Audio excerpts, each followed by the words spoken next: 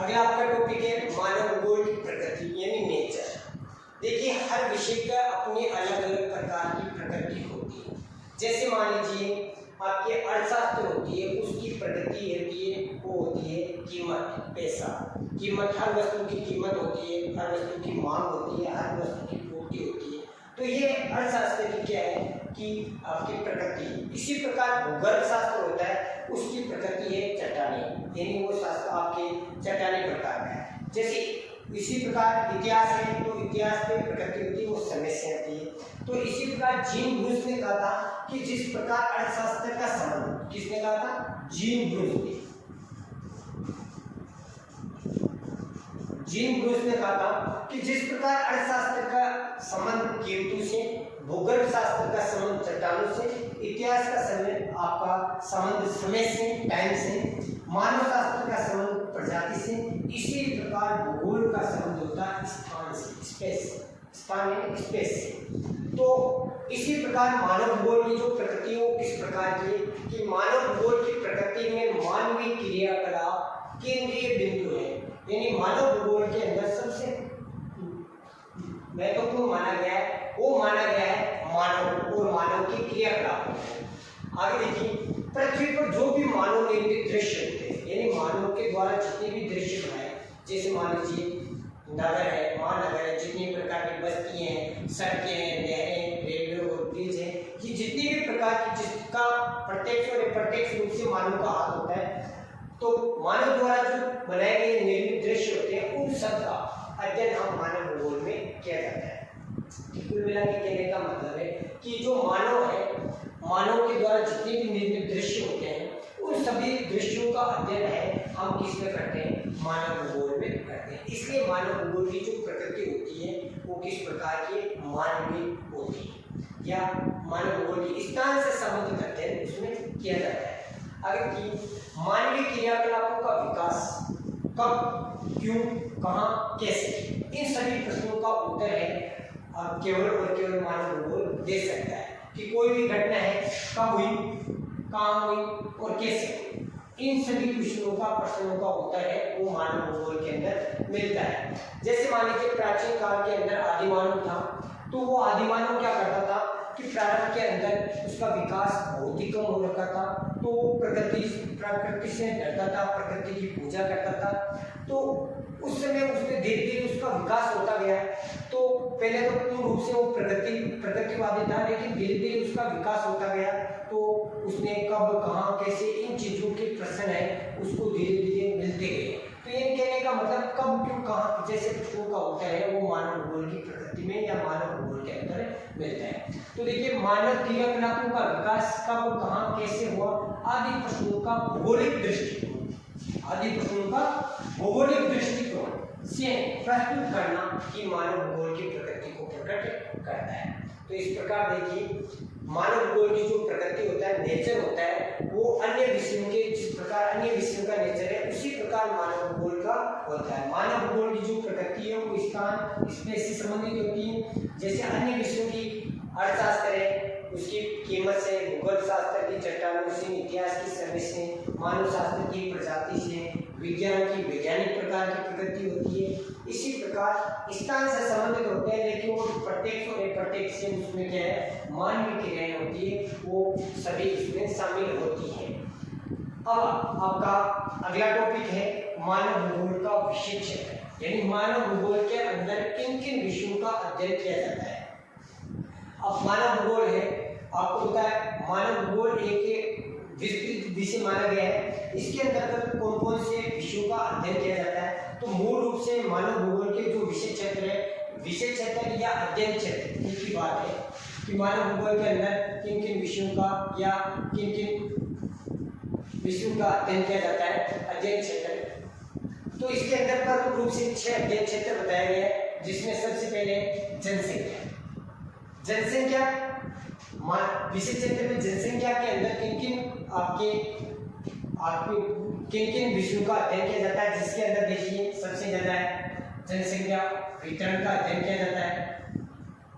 वितरण का मतलब होता है फैलाव, जनसंख्या का फैलाव। इसके अलावा प्रवास प्रवास का मतलब एक स्थान से दूसरे स्थान पे जाना। इसके बाद में अधिवास यानी मानव बस्ती, अधिवास बस्ती घर, इन सभी का अध्ययन हम किसमें करते हैं? जनसंख्या। देखिए जनसंख्या वितरण है कि विश्व के अंदर या इस पृथ्वी के ऊपर है कहाँ कहाँ जनसंख्या का फैलाव है, कहीं पे सघन जनसंख्या, कहीं पे विरल जनसंख्या, कहीं सामान्य जनसंख्या। तो इन सभी का आपको अध्ययन है वो किसमें मिलता है? मानव भूगोल के अंदर मिलता है। ये मानव भूगोल का विषय क्षेत्र माना गया है। दूसरा प्रवास है। प्रवास का मतलब एक स्थान से दूसरे स्थान पर मानव जाता है तो उसका माइग्रेशन हो जाता है, तो वो क्या कहलाता है? प्रवास कहलाता है। अधिवास जहाँ पर मानव रहता है, अलग अलग क्षेत्रों के अंदर अलग अलग प्रकार की बस्ती होती है, क्योंकि वहाँ का भौतिक पर्यावरण या प्राकृतिक पर्यावरण होता है, वहाँ की जलवायु होती है वो अलग अलग प्रकार की होती है, इसलिए वहाँ की बस्तियाँ भी अलग अलग प्रकार की देखने को मिलती है। दूसरा है प्रदेश के प्राकृतिक संसाधन। आपको पता है पृथ्वी के अलग अलग भौतिक प्रदेश या पृथ्वी को अलग अलग प्राकृतिक प्रदेशों में बांटा गया है। उन सभी प्रदेशों के प्राकृतिक जो संसाधन होते हैं, प्राकृतिक संसाधन जिनका निर्माण प्रकृति पद्धति द्वारा, जैसे खनिज है, वनस्पति है, इन सभी जितने भी मिट्टी है, इन सभी का अध्ययन है वो आपके मानव भूगोल में के अंतर्गत करते हैं, क्योंकि प्रत्यक्ष और अप्रत्यक्ष रूप से मानव उनके ऊपर निर्भर होता है, क्योंकि मानव अपने जीवन को चलाने के लिए प्राकृतिक संसाधनों के ऊपर निर्भर रहता है। तो प्रदेश के प्राकृतिक संसाधन, अलग अलग प्रदेशों के भिन्न भिन्न प्रकार के प्राकृतिक संसाधन होते हैं। कहीं पे आपके खनिज, विभिन्न प्रकार के खनिजों में धात्विक खनिजें निकलते हैं, कहीं अधात्विक निकलते हैं, तो अलग अलग प्रकार के प्रदेशों के अंदर अलग अलग प्रकार के संसाधन पाए जाते हैं। इन सभी संसाधनों का अध्ययन भी हम किसमें करते हैं? मानव भूगोल। तो इस प्रकार ये भी मानव भूगोल का विषय क्षेत्र है। तीसरा है सांस्कृतिक वातावरण। देखिए सांस्कृतिक वातावरण किसे कहा गया है? हमारे चारों ओर जो वातावरण दिखाई दे रहा है, जो मानव निर्मित होता है, जो मानव निर्मित दृश्य होता है, भूदृश्य है, ये हमारा क्या है? सांस्कृतिक वातावरण है, जिसमें बस्तियां हैं, नहरें, सड़कें, रेलवे, पुल है, मंदिर, मस्जिद, गिरजाघर, यही हमारा क्या है? सांस्कृतिक वातावरण कहलाता है। तो इस सांस्कृतिक कल्चर जिसको हम बोलते हैं सांस्कृतिक वातावरण का अध्ययन भी हम किसमें करते हैं? मानव भूगोल के विषय क्षेत्र में करते हैं। फिर है कालिक अनुकरण। देखिए कालिक अनुकरण का मतलब है कि समय के साथ विकास, अलग अलग प्रारंभिक समय से लेकर वर्तमान समय तक आपको बताया कि अलग अलग विषय के अलग अलग समय के अंदर अलग अलग विषयों का वर्णन देखने को मिलता है। तो इस प्रकार कालिक अनुकरण का मतलब समय के साथ में परिवर्तन। फिर नियोजन, प्लानिंग एवं प्रादेशिक संगठन। किसी भी क्षेत्र विशेष के लिए उसके विकास के लिए नियोजन की आवश्यकता पड़ती है और उस प्रदेश के संगठनात्मक ढांचे को मजबूत करने के लिए नियोजन बहुत ही आवश्यक होता है। फिर है कि अन्य प्रदेशों से संबंध, कि किसी एक प्रदेश है, वो प्रदेश जैसे मान लीजिए ये प्रदेश है, इस प्रदेशों का अन्य जो प्रदेश है उनके साथ में प्रत्यक्ष और अप्रत्यक्ष रूप से किस प्रकार का संबंध है, डायरेक्ट और इनडायरेक्ट किस प्रकार संबंध, तो अन्य प्रदेशों से इसका संबंध किस प्रकार का है। तो ये आपके 6 प्रमुख रूप से मानव भूगोल के विषय क्षेत्र इन आपके विषय क्षेत्रों का अध्ययन करते हैं। लेकिन देखिए एक सबसे महत्वपूर्ण क्वेश्चन आता है, कई बार एग्जाम में भी आया है कि हटिंगटन के अनुसार भूगोल, मानव भूगोल के अध्ययन क्षेत्र बताइए। तो हटिंगटन के अनुसार मानव भूगोल के विषय क्षेत्र वो 2 है, एक तो भौतिक दशाएं और एक मानविक अनुक्रिया। भौतिक दशाओं के अंदर प्रकृति पद्धत चीजों का या प्रकृति पद्धत तत्वों का अध्ययन किया जाता है, और मानव अनुक्रिया के अंदर मानव किस प्रकार की क्रियाएं करता है उनका अध्ययन किया जाता है। तो हटिंगटन के अनुसार 2 प्रकार के आपके अध्ययन क्षेत्र है, एक भौतिक दशाएं और एक मानवीय दशाएं। इसके बाद आपका टॉपिक अध्याय के लेकर लास्ट टॉपिक है, इस लेसन का लास्ट टॉपिक है मानव भूगोल का विकास। कि मानव भूगोल का विकास है वो कब से माना है? वैसे तो मानव भूगोल का विकास है जब से मानव की उत्पत्ति हुई है उसी समय से मानव भूगोल का विकास माना गया है। लेकिन इसकी विकास, मानव भूगोल की विकास यात्रा को 3 भागों में बांटा गया है, प्राचीन काल, मध्यकाल और आधुनिक काल। अब इस प्राचीन काल के अंदर है कि आपकी ईसा पूर्व से लेके 4वीं शताब्दी तक इसके काल को माना गया है। मध्यकाल में 4वीं शताब्दी से लेके आपकी 7वीं शताब्दी तक, और आधुनिक काल है वो 18वीं शताब्दी से लेके वर्तमान समय तक इसको माना गया है। प्राचीन काल सबसे पहले लेते हैं। प्राचीन काल के अंदर आपके प्राचीन काल में मानव कुल का विकास किस प्रकार हुआ था। प्राचीन काल के अंदर जो मनुष्य था वो अपने प्रारंभिक दौर में था, मनुष्य आदि मानव अवस्था में था। उस समय मनुष्य की जो तकनीकी ज्ञान था वो बहुत सीमित था, उसको ज्ञान नहीं था। तो देखिए प्राचीन काल, इस काल में मानव समाज के बीच यानी एक लोग है, जैसे मनुष्य 10 आपके मनुष्य का ग्रुप है, दूसरे मनुष्य हैं, तो उनके बीच में आपसी जो संबंध है वो आपके वो संबंध है वो ना के बराबर थे। वो एक दूसरे के बारे में ज़्यादा जानते थे, उनके बीच में जो भी क्रिया होती थी वो बहुत ही सीमित थी। इसके बारे में वो एक दूसरे के बारे में, उनके बारे में ज्ञान था वो बहुत ही सीमित था। प्राकृतिक वातावरण की छाप थी उनके ऊपर। तो तकनीकी का स्तर बहुत ही निम्न था। तकनीकी ज्ञान उनको नहीं था, किसी प्रकार की टेक्नोलॉजी या किसी यंत्र वगैरह का वो निर्माण नहीं करते थे, क्योंकि उनका बौद्धिक विकास था वो बहुत ही कम था। ये पूर्ण रूप से आदिमानव अवस्था में था, यानी प्राचीन काल का मानव था वो आदिम अवस्था में था। लेकिन धीरे धीरे इन्होंने भी समय के साथ साथ में उन्होंने तकनीकी विकास भी हुआ था, न्यून किए आपके। इसके अलावा प्राकृतिक वातावरण की उनके ऊपर छाप थी, वो प्रकृति से डरता भी था। इस समय के अंदर प्राचीन काल का मानव जो आदि मानव था, और उस समय के प्राकृतिक वातावरण का मानव के ऊपर क्या प्रभाव पड़ा, इसके प्रभाव को अरस्तु ने, जो एक महान वैज्ञानिक था यूनान का, उसने एक बात बताई है कि अरस्तु ने बताया कि वातावरण का प्रभाव है वो मनुष्य के ऊपर है। वो इस प्रकार पड़ता है कि जैसे ठंडे प्रदेशों के लोग होते हैं वो शारीरिक रूप से क्या होते हैं, बहादुर होते हैं या शारीरिक रूप से मजबूत होते हैं, लेकिन वो सोचने की क्षमता होती है, चिंतन में वो क्या होते हैं, कमजोर होते हैं। शारीरिक रूप से वो बहादुर होते हैं या शारीरिक रूप से वो मजबूत होते हैं और बहादुर होते हैं, और चिंतन में क्या होते हैं, कमजोर होते हैं। लेकिन जो गर्म प्रदेशों के लोग हैं वो शारीरिक रूप से सुस्त होते हैं लेकिन चिंतनशील होते हैं, उसमें सोचने समझने की क्षमता ज्यादा होती है। तो अरस्तु का सीधा सा संबंध ठंडे प्रदेशों का मतलब है यूरोप के लोग होते हैं वो बहादुर होते हैं और चिंतन में क्या होते हैं, कमजोर होते हैं। लेकिन एशिया, गर्म प्रदेश का मतलब उसका था एशिया से, एशिया के जो लोग हैं वो सुस्त होते हैं लेकिन चिंतनशील होते हैं, उनकी सोचने समझने की क्षमता अधिक होती है। तो कुल मिला के कहने का मतलब है कि प्राचीन समय के अंदर जो प्राचीन समय का मानव था वो पूर्ण रूप से प्रकृति के ऊपर निर्भर था, प्रकृति से वो डरता था, पूर्ण रूप से प्रकृति जिस प्रकार का आदेश देती थी उसी प्रकार के वो आदेशों की पालना करता था। तो ये कहने का मतलब है इस काल के अंदर लोग एक दूसरे के बारे में ज्ञान बहुत ही सीमित था इनका। दूसरा है मध्यकाल। धीरे धीरे देखिए इनके अंदर प्राचीन काल के अंदर एक दूसरे जगह में वो ज़्यादा घूमते फिरते नहीं थे, लेकिन मध्यकाल में धीरे धीरे मानव का विकास होता गया।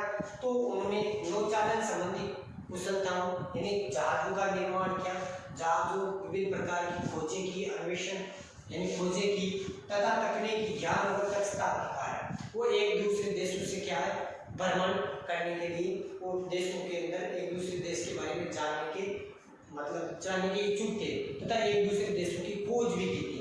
जिस प्रकार मध्यकाल के अंदर जो प्रमुख भूगोलवेत्ता थे, जैसे मान लीजिए प्राचीन काल के प्रमुख भूगोलवेत्ता थे थेल्स थे, उसके बाद में एनाक्सिमेंडर था, अरस्तु था। जो ये अरस्तु है ये आपके सिकंदर महान था, सिकंदर महान इसी का शिष्य था, अरस्तु का सिकंदर महान।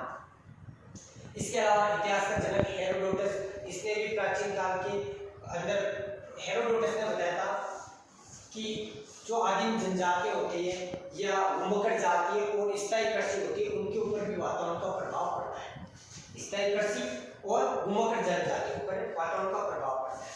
हिकेटियस, ये थे सब प्राचीन काल के भूगोलवेत्ता। इसी प्रकार मध्यकाल के अंदर जब नौचालन संबंधी कुशलता, अन्वेषण वगैरह, तकनीकी ज्ञान और दक्षता के कारण देशों और लोगों के बीच में जो जुटे। दूसरा मध्यकाल। मध्यकाल के अंदर नौचालन संबंधी कुशलताओं, नौचालन यानी जहाज संबंधी विभिन्न प्रकार के तकनीकी ज्ञान धीरे धीरे इनसे मानव का विकास होता गया धीरे धीरे, और जहाज वगैरह का निर्माण किया, विभिन्न प्रकार की खोजें की, मनुष्य एक दूसरे के बारे में उनका ज्ञान ज्ञान बढ़ता गया, एक दूसरे देशों की यात्राएं की, जिससे लोगों के संपर्क में आने से उनका ज्ञान में यानी उनके विकास में वृद्धि हुई। और जितने भी पहले झूठे ज्ञान परोसे गए थे लोगों के सामने, उनसे धीरे धीरे वो रहस्य खुलने लगे, भीतर जो छोटे ज्ञान थे उनके रहस्य खुलने लगे। मध्यकाल के जो प्रमुख भूगोलवेता थे उसमें जो अरब भूगोलवेता था अल-हिदर्स, ये सबसे महत्वपूर्ण, ये मोहम्मद साहब है, उनके पारिवारिक इनसे संबंध थे, किसके, अल-हिदर्स से। और ये अपने जीवन काल के अंदर इन्होंने बहुत ज्यादा लंबी यात्राएं की थी और अरब का प्रमुख भूगोलवेता माना जाता है। टोलमी है जिसने मानव भूगोल के अंदर आपके प्रमुख योगदान है, टोलमी का प्रक्षेप के ऊपर इनका बहुत बड़ा योगदान है। मार्को कोलंबस है जिसने विकास यात्राएं की, लंबी लंबी यात्राएं की और विभिन्न देशों की खोज की, वास्को डी गामा, ये सब मध्यकाल के भूगोलवेता माने गए हैं। तीसरा है आधुनिक काल, जो वर्तमान में, ये तीसरा जो मध्यकाल था वो आपके 4वीं शताब्दी से 7वीं शताब्दी तक इसको सम्मिलित किया जाता है। इसी प्रकार तीसरा है आधुनिक काल, जो 18वीं शताब्दी से लेकर वर्तमान समय तक चलते हैं। देखिए आधुनिक काल में आधुनिक मानव भूगोल का विकास है, वैसे जर्मनी के अंदर हुआ था, लेकिन सबसे ज्यादा मानव भूगोल का विकास हुआ वो फ्रांस के अंदर हुआ था। तो आधुनिक काल के जो भूगोलवेता उनको उनकी 3 प्रकार की भौगोलिक विचारधाराओं के अंतर्गत इसको समझाया गया है। सबसे पहले नियतिवाद, दूसरा संभववाद और तीसरी नवनिश्चयवाद। ये 3 प्रकार की विचारधाराओं के अनुसार आधुनिक काल को समझाया गया। सबसे पहले नियतिवाद, जिसका दूसरा नाम है वातावरणवाद, निश्चयवाद या डिटरमिनिज्म कहते हैं। नियतिवाद जो विचारधारा है, ये सबसे पहले ये नियतिवाद विचारधारा थी, वो इसके समर्थक है वो फ्रेडरिक हेर्त्ज़ेल है। फ्रेडरिक हेर्त्ज़ेल के अंदर इसने विचारधारा दी थी। इसके अलावा इस विचारधारा के अनुसार मनुष्य क्या है कि पूर्ण रूप से वो प्रकृति के ऊपर निर्भर है, पूर्ण रूप से पूरा का पूरा वो प्रकृति के ऊपर निर्भर है। मानव प्रकृति के अगर जब मानव और प्रकृति के अंतर संबंधों की व्याख्या की जाती है तो उसमें महत्वपूर्ण किसको माना गया, प्रकृति को महत्वपूर्ण माना गया। यानी जो मानव और प्रकृति दोनों का जब अध्ययन करते हैं तो मानव की बजाय नियतिवाद के अंदर प्रकृति को महत्वपूर्ण माना गया है। यानी कुल मिला के कहने का मतलब है मानव एक निष्क्रिय कारक है और प्रकृति एक सक्रिय कारक है, क्योंकि इसके ऊपर नियतिवाद के अंदर पूर्ण रूप से मानव के ऊपर वातावरण की छाप वो थी। मानव, क्योंकि मानव आदिम अवस्था में था, वो प्रकृति से डरता था, प्रकृति की पूजा करता था, तकनीकी ज्ञान बहुत ही सीमित था। इसकी वजह से वो पूर्ण रूप से प्रकृतिवादी व्यक्ति माना, यानी आदि मानव। नियतिवाद के अंदर प्राचीन समय का जो आदि मानव था वो आपके नियतिवाद को मानते थे। यानी कहने का मतलब आदिम मानव जब प्रारंभिक अवस्था में था वो नियतिवाद के समर्थक थे। अब नियतिवाद के जो, जैसे मान लीजिए आदि मानव है वो आदिम अवस्था में था, तकनीकी ज्ञान कम था, जैसे बिजली, जैसे उदाहरण दे रखा हूँ, बिजली कड़कने से वो आदि मानव है वो डर के छुप जाता था। इसी प्रकार बारिश होने पर वो इंद्र देवता का उत्सव मानते थे। तो इसलिए वो क्या है कि पूर्ण रूप से मानव वो प्रकृतिवादी था। दूसरा है संभववाद। संभववाद विचारधारा दी वो दी थी ब्लांस ने, विडार डे ला ब्लांस। ये कहाँ का था, फ्रांस का है। संभववाद विचारधारा वो ब्लांस ने दी थी, लेकिन संभववाद जो शब्द है, संभववाद ये शब्द दिया था फ्रेबे, लुसियन फ्रेबे ने संभववाद शब्द दिया था। तो संभववाद में क्या है, इसके अंदर मानव और प्रकृति के अंतर संबंध में प्रकृति को महत्वपूर्ण माना है और संभववाद के अंदर किसको माना है, मानव को।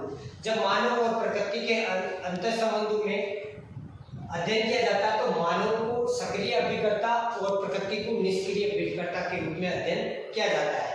क्योंकि समय के साथ साथ में मानव का विकास होता गया था, प्रकृति के अनुसार मानव प्रकृति को अपने अनुसार ढालने लग गया था, वो स्वतंत्र था, प्रकृति में धीरे धीरे परिवर्तन करने लग गया था, तब धीरे धीरे उसका तकनीकी ज्ञान बढ़ता गया। जैसे मान लीजिए किस प्रकार, एक उदाहरण देते हैं कि जैसे मान लीजिए मानव का विकास इस अवस्था से इस अवस्था में कैसे हुआ कि इस अवस्था में मानव है वो बारिश होने से क्या था कि वो छूट जाता था या इंद्र देवता का प्रकोप मानते। लेकिन इस अवस्था में मनुष्य क्या है कि बारिश होती है तो छाता, तकनीकी ज्ञान छाता बनाया और छाते के द्वारा उसको बारिश से वो भीगने से रोक सकता है। इसी प्रकार जैसे समूहवाद के अंदर जैसे मान लीजिए गर्मी पड़ रही है तो मनुष्य का तकनीकी ज्ञान बढ़ा और गर्मी से बचने के लिए उसने कूलर एसी वगैरह का निर्माण किया। तो यानी इस अवस्था से इस अवस्था के अंदर मनुष्य का ज्ञान में क्या हुई, वृद्धि हुई, तकनीकी ज्ञान का विकास हुआ। और तीसरी है नवनिश्चयवाद विचारधारा, इसको रुको और जाओ विचारधारा भी कहा जाता। ये विचारधारा ग्रिप्त टेलर ने दी थी, जो अमेरिका का था, अमेरिका के भूगोल वेता था ग्रिप्त टेलर। ये विचारधारा है वो संभववाद और निश्चयवाद, नियतिवाद या निश्चयवाद, इन दोनों के बीच की विचारधारा है। बीच की इसलिए क्योंकि इसके अंदर प्रकृति महत्वपूर्ण है, इसमें मानव महत्वपूर्ण है। लेकिन इस विचारधारा में न तो प्रकृति महत्वपूर्ण न मानव, दोनों का रोल है, दोनों का जो योगदान है वो बराबर है। न मनुष्य न प्रकृति के बगैर मनुष्य रह सकता है, न मनुष्य के बगैर प्रकृति रह सकती है। यानी मानव और प्रकृति के दोनों के बीच में अंतर संबंध है, वो दोनों में घनिष्ठ है।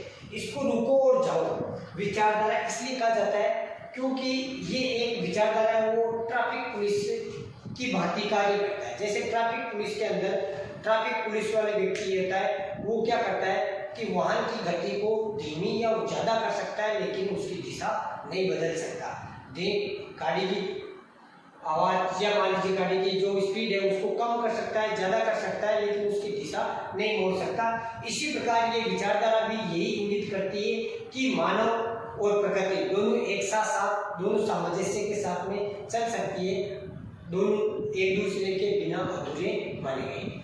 तो प्यारे बच्चों, ये आज हमारा पहला अध्याय था। इसमें हमने अध्याय के अंदर आपके विभिन्न प्रकार के जो टॉपिक थे उनके अध्ययन किया। इसके अलावा आपको नोट्स हैं वो अवेलेबल हो जाएंगे इसके बाद में, और जो कुछ क्वेश्चन है वो भी आपको नोट्सों के नीचे लिखे मिलेंगे, तो उनका आपको क्या करना है, अभ्यास करना है। Okay, thank you.